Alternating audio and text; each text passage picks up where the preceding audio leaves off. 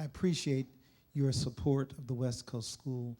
Thank you, parents, for trusting your children into our hands, the faculty for working tirelessly and sacrificially to bring forth a stellar education, to all of our friends, parents, teachers, association, and for all of those who are members of this congregation who stand behind the school, and to all of our wonderful students. We're very happy to have you. This is just week one. What you heard, the song with India Laws on the drums. She told me the other day when we started practicing, she said, I can play the drums, I'm gonna play the drums. I said, okay, let's go. And told Michaela, get on the organ, let's go. And Marlon was happy because he loves music. I said, if you love it that much, just do it. And that is what you do. And those marvelous kids who've done some great singing today, let's give the school chorus another hand. The school chorus there. The students, you can believe we will work with you. We will work with you. And they want to be worked with. I had a thought to come to me from the Holy Spirit, but as a founder of a school, I wasn't looking at it like that, because sometimes people think I want to do something great. I want to be a businessman. I wanted to fulfill something that was in my heart, and that's just to educate. I didn't think of myself as a founder. Matter of fact, one of the students, I think it was Ariel, but one of the ones said to me, what does it feel like to be a founder? I said, I've never thought about it, because that wasn't my goal. We were thinking about educating our children and giving them the best education they could have, that we could present them with. And that's not always a textbook with somebody else's writing, but it's the writing that you put upon the souls of your own people. What you help them to understand, what you help that little boy over there and that little girl to understand about themselves. And throughout the world history, there have been kings and there have been queens and noblemen. When men traveled from one country to another, from one continent to another, they found, even in the smallest groups, the most remote tribes, royal blood. People they regarded as special, selected by a deity, who proclaimed them or who proclaimed themselves as such. So you find people say he has royal blood. What makes it that way, that each society feels that they have people with royal blood? And the scripture says, from one blood were we all made. So societies have noted those who had something special. And each sovereign nation felt they could stand on their own, produce after their own kind, and they could be just as advanced as the next group because they produced their own royal blood. At very early ages, some children have the cleverness to know there should be something more that they should get from the whole thing. That's a thinking mind. And so I'm talking here on guiding the thinking mind. Those kids understand that they belong to a broader than normal place, which is not a group, but a place among the thoughts that give them a full hand. And they don't feel that they come behind anybody. They feel just as eager about living than anybody. They feel life. So the thinking mind explores the reaches of his or her mind along with what teachers present to them. The thinking mind draws his or her own conclusions, whether they will share those conclusions with you or not, or let on that they even know. See, a thinking mind seeks ways to help themselves to learn, and they find ways, a way to work it. They're like that. Just recently, a video went viral. A mother with her twins who were in the crib. And they were standing up in the crib, and she has this video at home, and she can speak to watch her, a nanny cam, I think it's called like that. So she was watching her little girls, And they were talking to each other, just what, maybe not even a year old, not close to a year. And they were standing up in the crib, busy, talking. And so the mother said, "How are my babies?" She spoke through. And both of them got in the bed and faked like they were asleep. It's gone viral because she talks to the little girls and she says, "How are my babies?" She sees them up, but they know she's not in the room. And so the moment she says, "How are my babies doing?" and they think their mother's on the way, so they both get and curl down and act as though they're asleep. So I say this, thinking minds don't always let on that they know something or that they have observed something.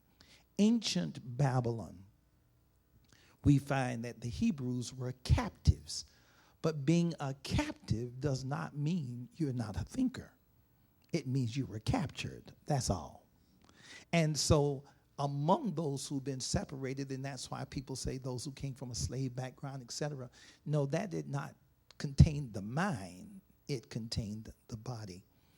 So the king of Babylon, Iraq, what we call Iraq now, the king of Babylon, the great king said, "Select me the king's children and the princes, people, because we know that among all people there are people who we say have royal blood."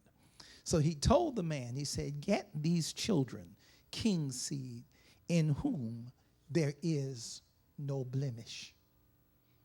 Bring these kids to me, in whom there is no blemish." That means you're not lacking. It's when people begin to talk to you and put limitations on you that you feel you're lacking. So I have to unteach you, teach you, then reteach you, then teach. So we have to unteach the ways you've learned that have told you you're not well-favored. Here's what it says. He wanted well-favored, Mr. Martin read it earlier. He wanted well-favored children who were skillful in all wisdom. Children who were skillful in all wisdom. Your little child sometimes would know you didn't want him with candy, and he won't ask anybody for it when you're there.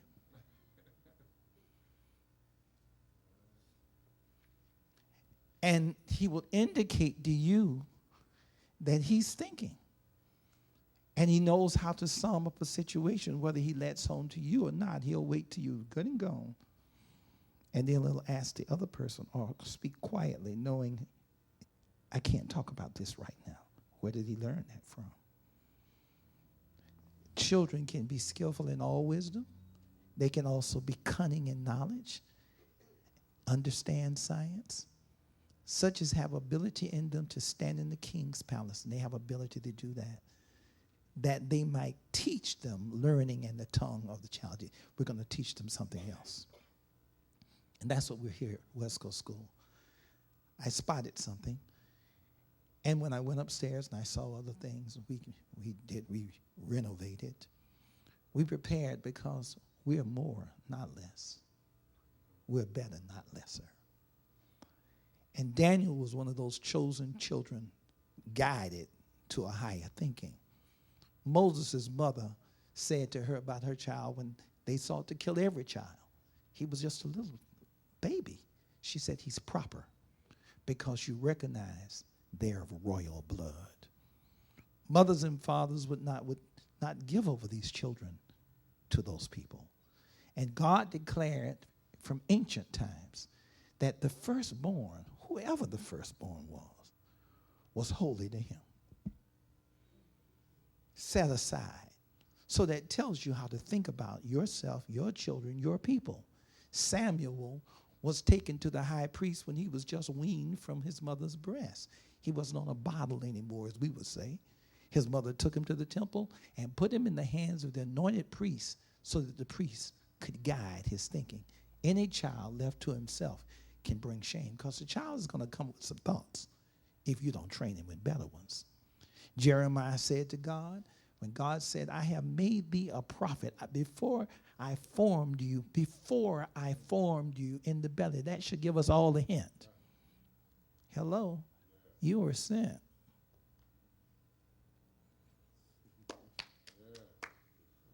You were sent. We've been told sometimes, this is a mistake, this is it. You were sent. And he said, before I formed you in the belly, before you came out of the womb, I sanctified you. I ordained you to be a prophet. So there are things that people come in this world as, and we just discover them. And Westcoast is about discovery. We teach a thinking mind. And Jeremiah answered, and if you take note of this, Jeremiah said, he's talking to God. He's a child talking to God. He says, behold, I cannot speak, for I am but a child. And the one who knows everything, who made the mind, who made wisdom, knowledge, and understanding, tells this child, say not, I'm a child, and how you feel about it. For you shall go, and you shall speak, and whatever I tell you to speak, you shall say it. You shall not be afraid of faces, for I will deliver you. I will put things in your hand. I have touched your mouth. I put my words in your mouth. So yes, all we need to do is train and guide a thinking mind. I told them, nobody told me. When they were talking about playing music, I said, nobody told me to imagine an organ in my bed. I was a little boy. And I turned my legs up in the air, and I played this organ in the air. Ooh, ooh, ooh. My mother comes and she said, Papa, what are you doing? I said, I'm playing the organ. So when you tell me that children don't have imaginations and that you can't come up with things, that's not the truth. Is that you need somebody who understands the process. I can remember when my little boy came up and he said, Daddy, I got some songs. And he had my secretaries typing up his music to put in his songbook. This is the Reverend Porter now, Hovind's daddy. He wrote a song and he said, I got my first song. And his first song was, one day I'll go to school. One day I'll be with you. I said, Nobody told him to write down. Because God had visited him in the womb. And you got to feel the same way. He's visited your children before they were in the womb. So that's why I am the way I am. And I'll hold my point and won't release it. Because I know what it means. They say, who taught you the music? I said, I sat outside on my porch and I heard things and I picked it out. Then I learned, then I started getting some music and I started doing that and matching the scales and doing that. Because I wanted to learn. I wanted to read and explore. My parents didn't tell me about a library. I started my own. Because we didn't have one, but we had some extra shelves in the house. And I started ordering books. I asked them if I could be a member of the book club. That's when I ordered Word Power Made Easy. Never forgot the book. I was 14. David was a lad who was raised on a farm, tending his father's flock. But David could read and write, sing and play. He had good understanding to carry out his job responsibilities. He was a child whose thoughts had been guided. Jesus at age 12 said, I must be about my Father's business. A 12-year-old tells you, I must be about my Father's business. Well, that means if he must be about his Father's business, he knows what his Father's business is. And we tend to think, because we've been raised where people have held us back and not let us run where our minds will run. The strange part is Jesus, the Son of God. Now, I want you to note this and note it well. Just like the other day, how old is Mariah? How old is Mariah? She's one. Mariah went on a trip, and they said they had some music playing. They wanted her to hear the music they were playing on the earphones. And he put the earphone in Mariah's ear, and Mariah said, I want to hear Bishop Porter. No, that meant she knew the music of Bishop Porter from other music and knew that wasn't it. And so they say when they put on Bishop Porter's music, she sat with those earphones on and listened the whole while. So all you need to do is guide that thought because you have royal blood. Strange enough, as I close here, this is really strange to me, and it may be something for you to do an exegesis concerning, but a study concerning. God sent his son to grow up among people he had chosen. And God knew all the errors and the sins that those people he was sending among had committed.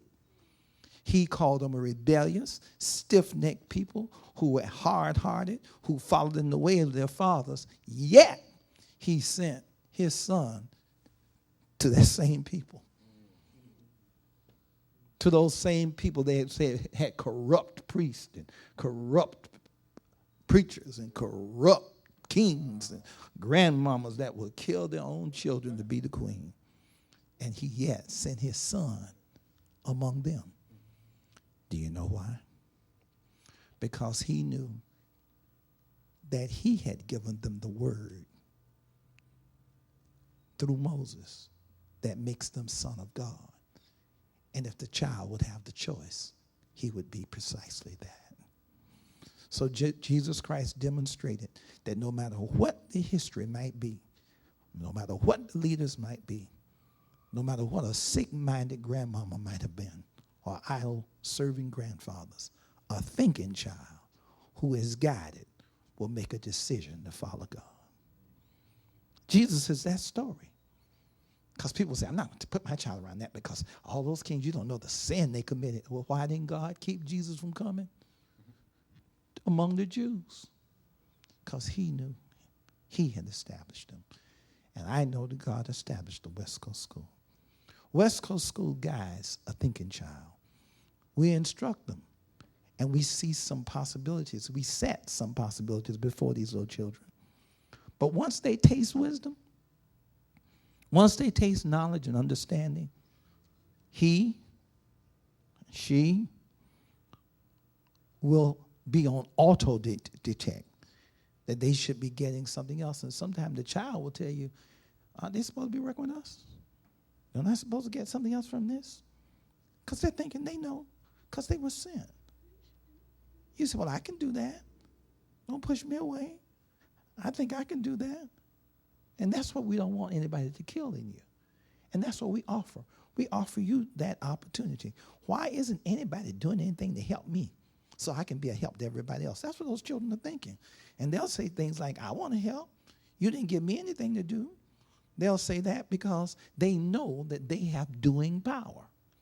And when the child has doing power, we have a challenge to teach them and to guide them.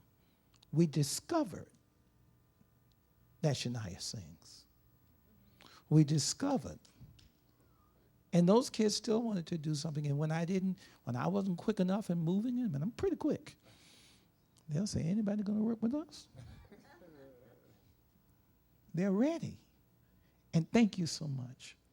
Because with your help, with your challenges, with your giving these children the ability, the opportunities to use their abilities, you'll see, like Nebuchadnezzar saw, you'll see Daniel, Shadrach, Meshach, Abednego, Jeremiah, Daniel. You'll see people rise up out of these situations and show you who they are. Because we are people who are royal blood. Spread the message. And that's why we train the kids a particular way. And they know, I don't give out answers like that. They all know that. Why? Because I want to guide their thinking. Because they can think. Thank you for your support.